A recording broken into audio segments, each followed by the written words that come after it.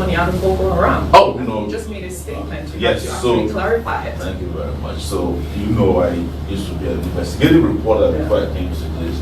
And I did most of the investigative reports that led to the arrest of several military officers, the Navy, the Air Force, when Buhari came into office. And then they set up their own investigation in the government. And the moment that investigation was going in the direction of some of their serving political office holders or army generals, they shut it down.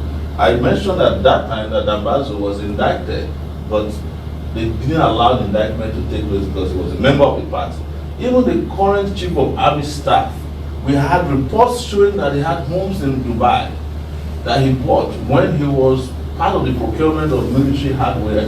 This evidence was presented. They were making payments to the bank for the homes in Dubai. An army colonel was being sent to the bank to pay regularly to First Group, which was later quietly shut down. That's the problem. Usually, if you go to Abuja hotels, the people that you find a group called First Group. They stand around in the lobby asking you to buy houses in Dubai.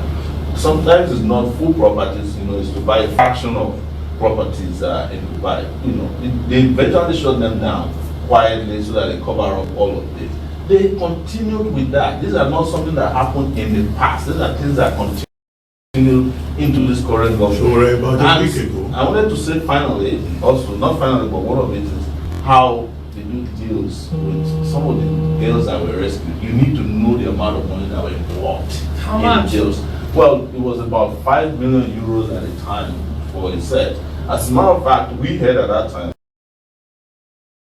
part of our investigations, that Boko Haram wanted to release all the girls at once, but they told them to hold on because this is business for us, let's be doing it gradually. When they took girls from Dapchi, they got a lot of money too. So it got to a point that you're wondering, why is it that they just don't allow Boko Haram to have an embassy in Abuja, so that we know that they are legitimately a government controlling part of our territory. Okay, let's talk a bit about your campaign. Yes. About a week ago, you started this 100 city tour. Yes. I don't know whether you can cover 100 cities within the short time you have left before the election. But you went to Daura, Yes. the home of the President Buhari.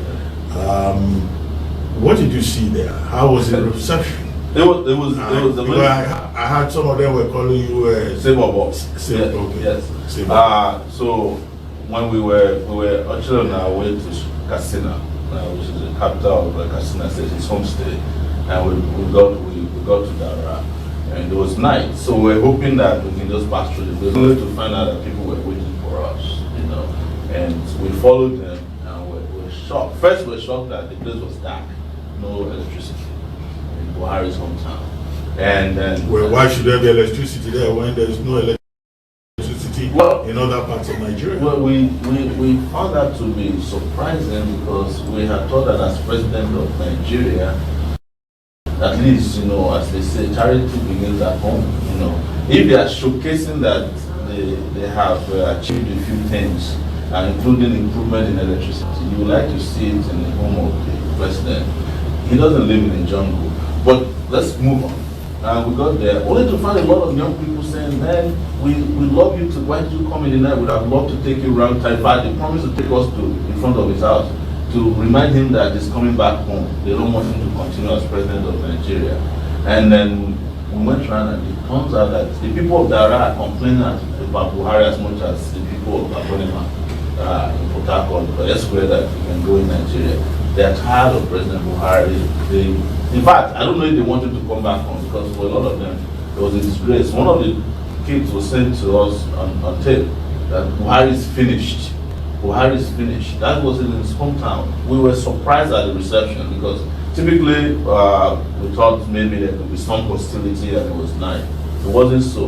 And this was live. We taped it live as we were rolling through the town, and as we approached the exit of the town, these kids follow us.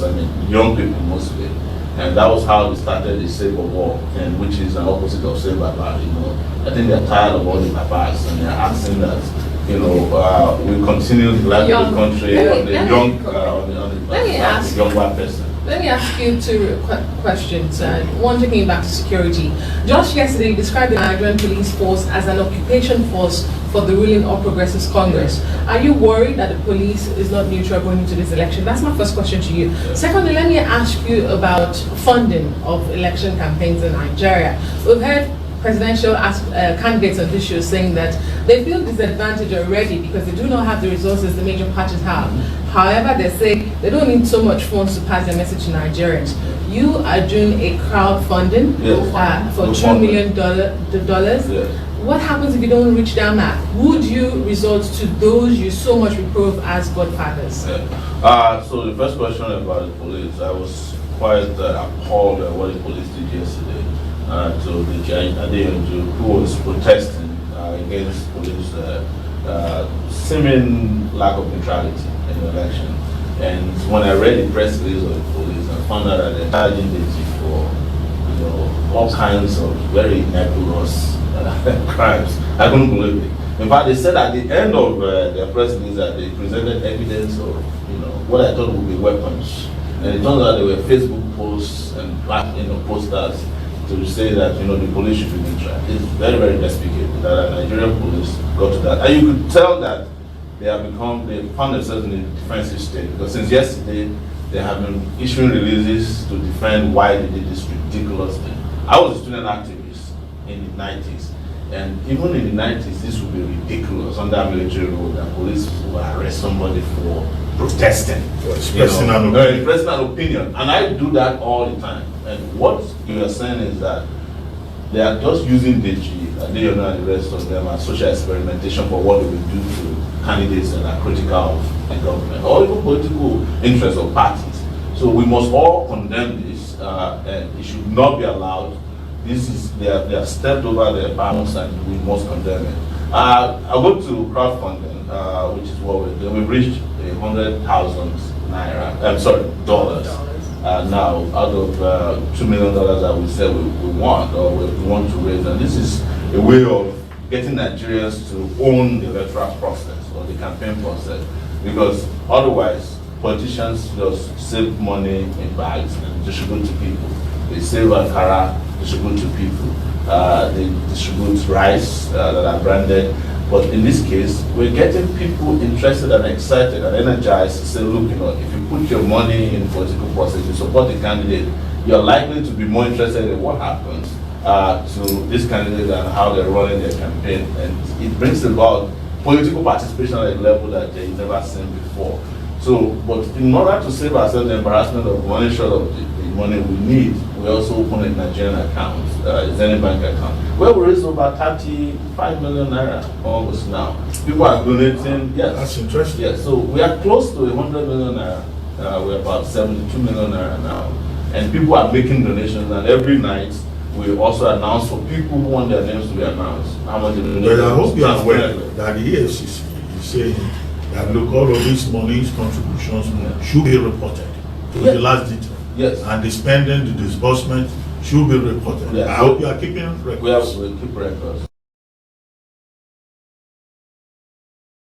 But we hope that the EFCC is also tracking records of the spending by ABC. We heard the other day that the Kano State Governor, also contributed. No, we call him Kandola. I just came from Kano. They changed his name to Kandola because of the way he was collecting dollars in Bamariga. So they call him Kandola. In case you haven't heard about it, that's his new nickname, Kandola. So he donated 10 million naira to the EFCC. Although the EFCC denied it, but they haven't denied it convincingly.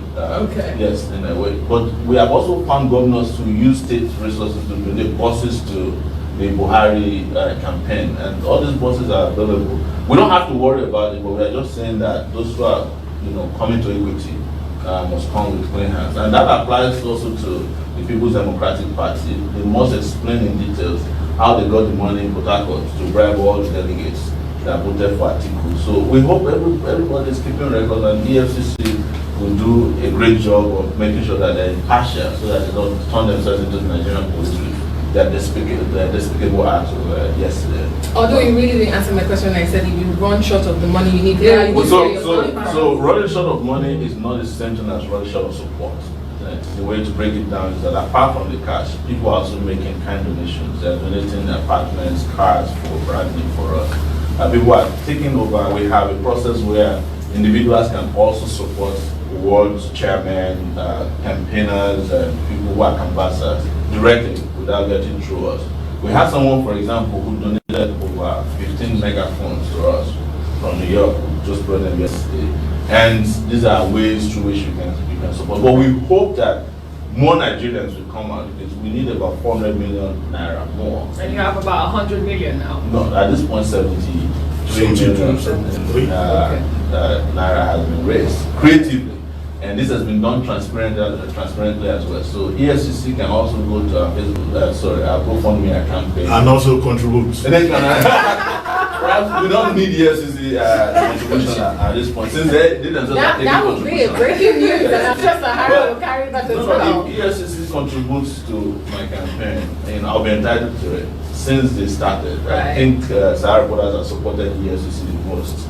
So, but we won't take it as an issue. If they are members, they are respective officers, okay, that want to contribute, they are free to do so. I'm sure they are listening to you. Yeah, sure, and they're not far from here. Anyway, thank you very much. What's that your name? Sabo. It's always a pleasure to have you here. Thank you so much. Thanks for being here. Yes. It's time now for a short break on the morning show. When we return, Arise News analyst Emmanuel Ifeanyi will join us to review some of the top stories on today's newspapers. Stay with us. Thank you. Thank you. I think this one well. Thank you. Oh, you want to stay? What's the problem? I know.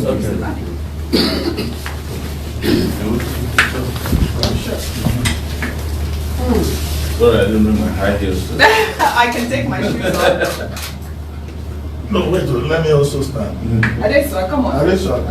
Last week, the guy gets. Everybody can Yeah. just sit. Okay. Okay. All right. Okay, No, sit down. Please, Come on. please, Oh, okay. Great. Sorry. Great. That's okay. Dr. Bat, smile. Good. All right. Thank you. sir. Come.